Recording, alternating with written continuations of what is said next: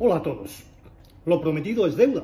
Por lo tanto, aunque sé que puede crear un poco de polémica, tal y como os prometí, hoy vengo a hablaros de...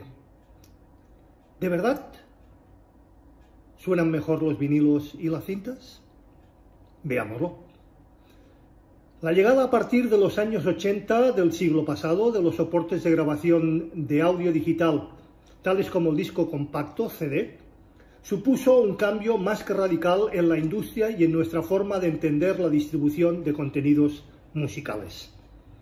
Por fin teníamos entre las manos un formato de calidad que podría perdurar a lo largo del tiempo sin desgaste, con el uso y manteniendo todas sus propiedades intrínsecas.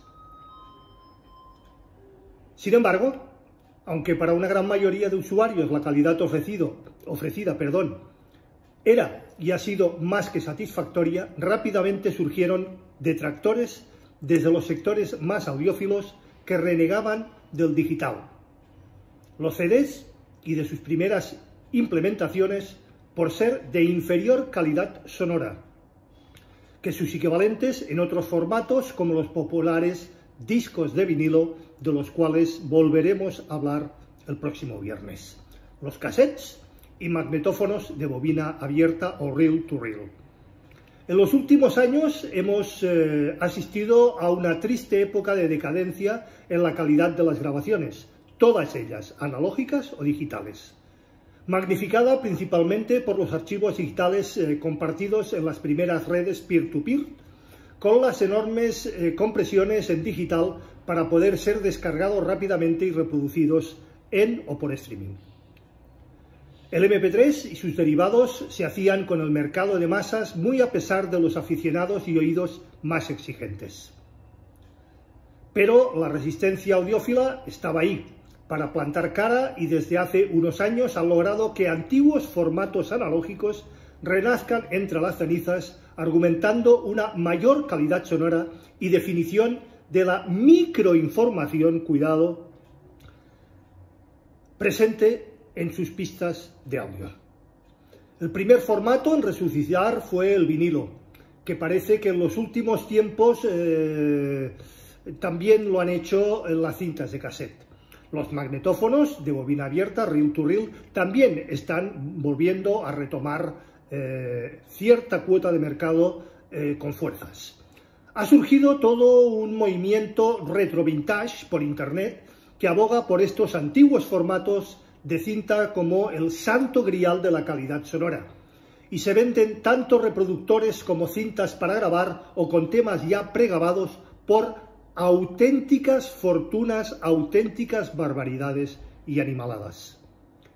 Y claro, después de ver y escuchar un montón de foros, recomendaciones, páginas en las que se venden, restauran estas reliquias, a uno le surgen sus dudas, la verdad, como he dicho en algún vídeo short. ¿De verdad se escucha mejor que los formatos digitales, el CD o los de alta definición como puedan ser el Super Audio CD, el DSD, el FLAC, el WAP, etc.? ¿Qué hay de cierto en las supuestas ventajas casi milagrosas que ofrecen estos formatos? Si me paso a estos formatos analógicos, ¿me mantendré en el nirvana de la calidad sonora o me quedaré como estoy hasta ahora, pero con menos dinero en mi bolsillo y en mi cuenta? Con una capacidad de almacenamiento bastante más que limitada que un CD convencional, los discos de vinilo resurgían hace unos años argumentando ventajas a veces un tanto esotéricas, pero que han calado en una gran parte del sector audiófilo. Para empezar, cualquier experto en el tema nos dirá que un vinilo o un magnetofón de bobina, a diferencia de un CD, registran absolutamente toda la información sonora musical, con todos sus armónicos y altas frecuencias, mientras que un CD pierde parte de esta información debido al muestreo digital, cosa que no comparto en absoluto, ya que el teorema de Nishkit-Shannon demuestra que es materialmente posible la reconstrucción exacta, insisto, exacta, de la señal original mediante una buena y correcta conversión analógico-digital. Esta afirmación, para mí, es algo incompleta, ya que el teorema de muestreo de Nitschke-Shannon demuestra que es materialmente posible la reconstrucción exacta de la señal periódica y continua en banda base a partir de sus muestras si la señal está limitada en banda y la tasa de muestreo es simplemente superior al doble de su ancho de banda. Es cierto que la calidad sonora obtenida depende de la banda limitada, es decir, si el ancho de banda escogido como fuente de sonido, en el caso de los CDs, es de 44,1 Ks, para poder almacenar toda la información musical hasta algo más allá de los 22.000 Ks de frecuencia superior, el máximo audible del ser humano, nuestro rango de audición, como ya he comentado, está entre los 20 y los 20.000, por lo que no hay pérdida ninguna, ni tan siquiera indicios de esta información sonora. También dependerá del posterior proceso de cuantificación que en el caso del CD se realiza a 16 bits de resolución y en otros formatos más modernos y más avanzados con 24 y 32 bits. Muchísima más potencia y muchísimo más exactos. Más que suficiente para que nos sea más que imposible distinguir imperfecciones en cada una de esas pistas y en cada uno de sus sonidos en ellos contenidos. El CD se caracteriza además por ausencia total del ruido de fondo, por tener una muchísimo mejor calidad de relación señal-ruido, diferencia entre la información musical y el ruido de fondo, una mejor separación entre canales, con una imagen estereofónica muchísimo más amplia, muchísimo más definida y una distorsión inferior, muy inferior, debido a la menor necesidad de amplificar la señal débil que era imposible extraer de los discos de vinilo, incluso de los magnetófonos o cassettes de mucha menor calidad. También ofrecen un rango dinámico muchísimo mayor, ya hemos hablado de este caso, en los discos de vinilo y los magnetófonos, es decir, una mayor diferencia entre los sonidos más suaves y los sonidos más fuertes que es capaz de almacenar y posteriormente reproducir, aunque este punto no se considera siempre como una ventaja por algunos, sino que es posible que se considere como un inconveniente. El vinilo, en términos generales, tiene un mayor nivel de compresión del rango dinámico con el resto de los formatos.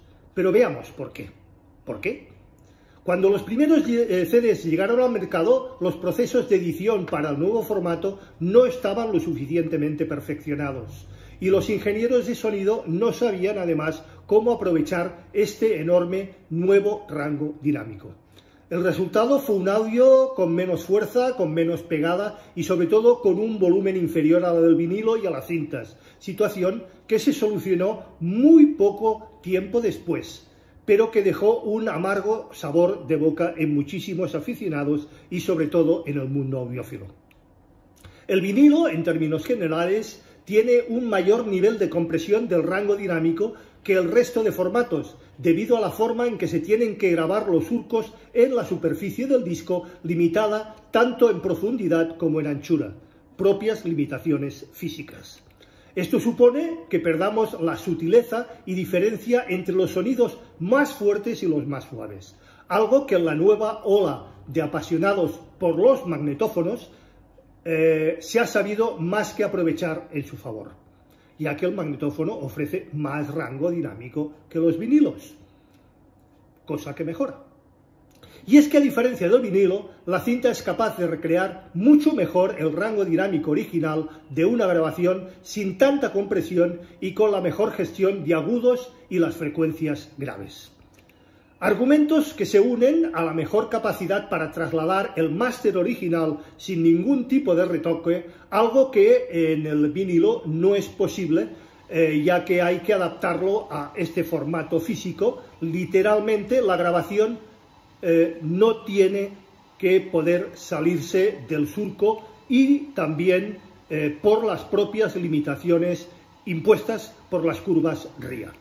Otro de los argumentos que están haciendo las delicias de los amantes de las cintas y los magnetófonos de precios realmente estratosféricos es la mayor durabilidad de las grabaciones con respecto a un disco de vinilo, claro, ya que si lo comparamos con un CD, no hay color, señores.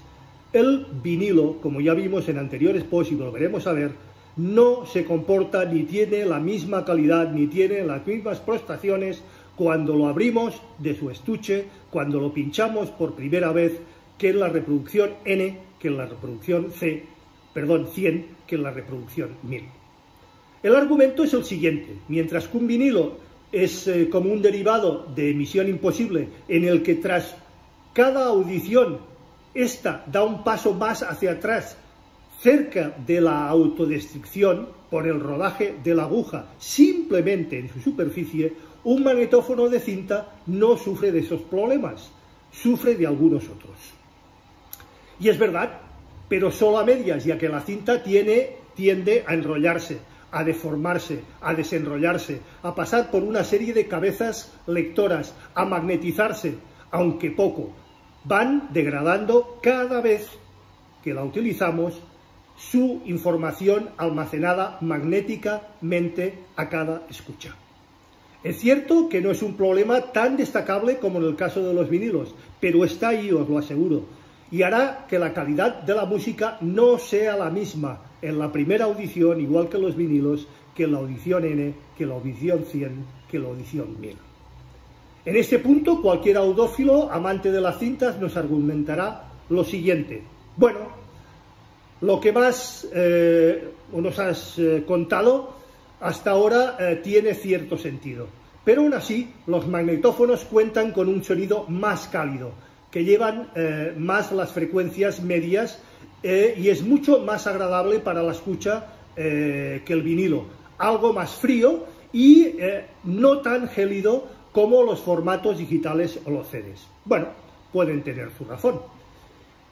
Y de alguna manera lo tienen, sobre todo si se compara el reproductor con un amplificador clásico a válvulas. También hemos hablado sobre ello.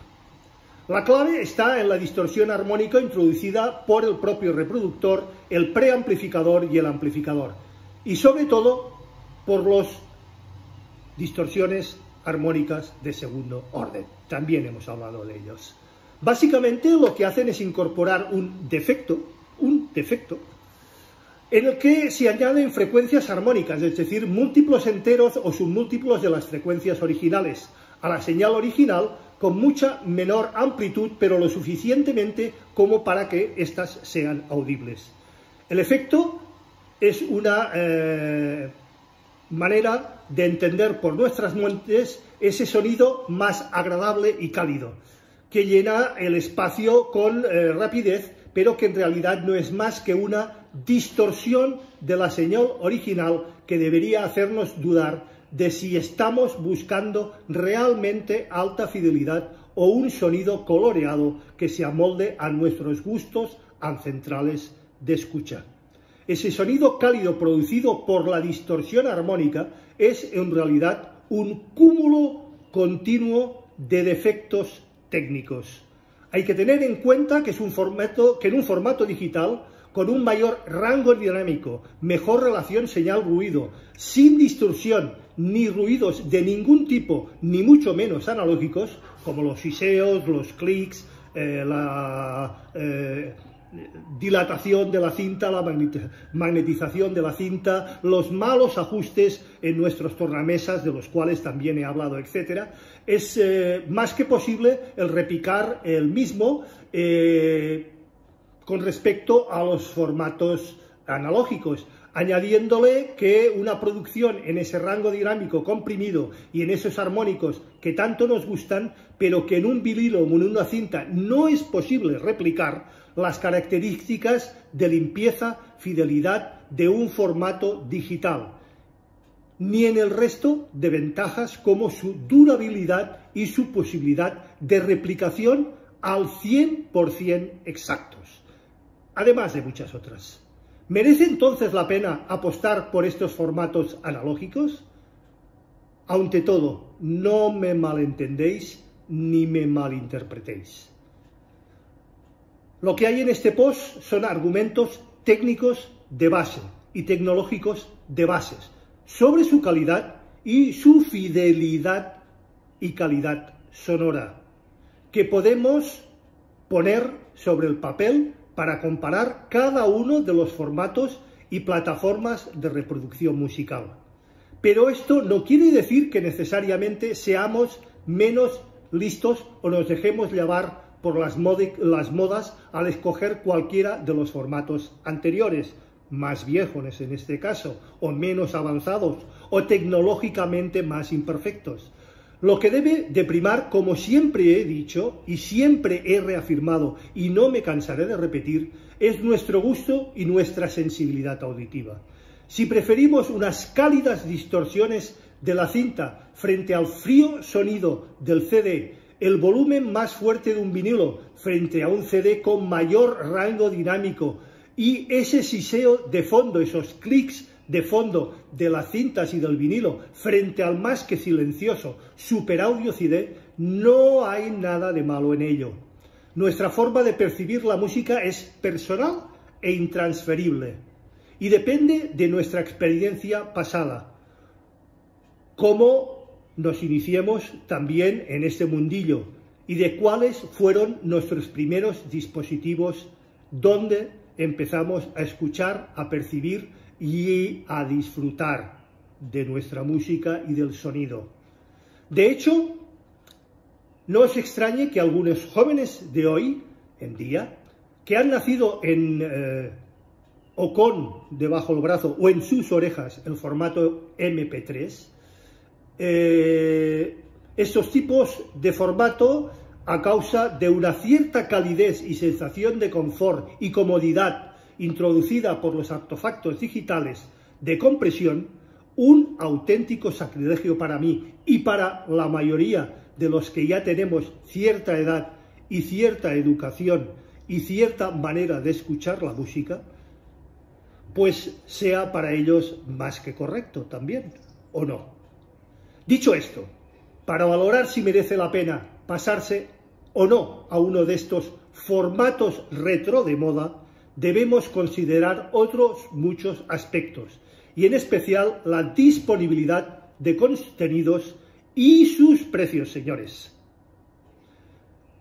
No hay la misma disponibilidad en vinilos y en cintas que en formato digital, y mucho menos de alta calidad y que sean apreciados por los grandes audiófilos. Si bien es cierto que en el mundillo del vinilo se han revitalizado mucho en los últimos años y tenemos a nuestra disposición multitud de reproductores de discos a precios razonables, vinilos de todos los precios, colores y calidades, y no podemos decir lo mismo en el caso de los magnetófonos ni de las cintas de carrete abierto o reel-to-reel.